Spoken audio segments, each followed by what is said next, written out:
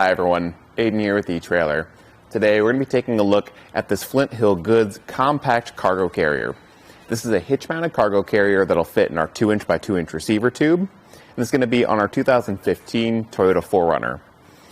Now, a cargo carrier is really nice because if you don't have enough room in your vehicle for the stuff you're carrying, you can put it outside and get that extra room. Or you can get some messy stuff from the inside and get it outside so you don't get that mess in your vehicle. For me, it's really nice for going to the hardware store, picking up bags of concrete, mulch, topsoil, anything that has a tendency to rip and just make a mess in the vehicle.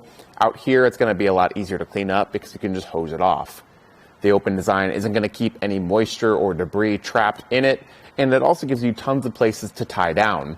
These bars are a great thickness for any sort of S-hook strap or double J. You can even just wrap the strap around it and hook the strap to itself. So tying things down, you've got tons of options. It's a steel carrier, but because of its small size, it is still really easy to handle and pretty lightweight.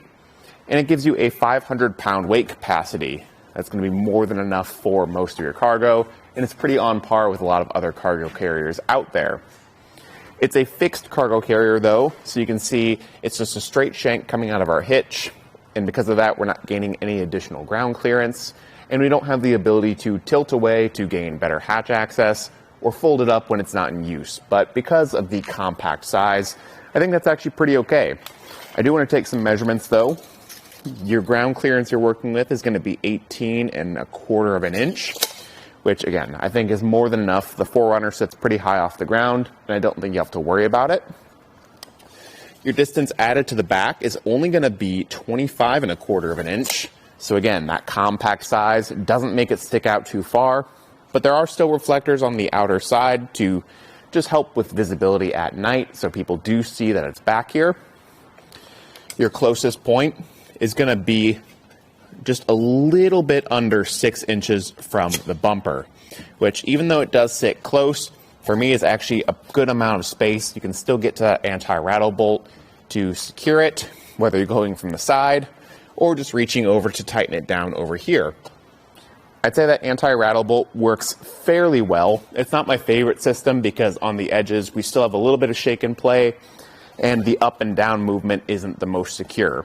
But side to side, it is pretty solid. I would just maybe recommend adding a supplementary anti-rattle device like the etrailer one that'll wrap around the shank of the cargo carrier and your hitch, just to secure that up and down movement and make it even more solid, especially if you're carrying a lot of weight with this. The other thing we want to see is how high we can stack our cargo. So putting the tape measure at the very edge, we can open up the back hatch and see that at the 15-inch mark, that's where the tailgate would hit.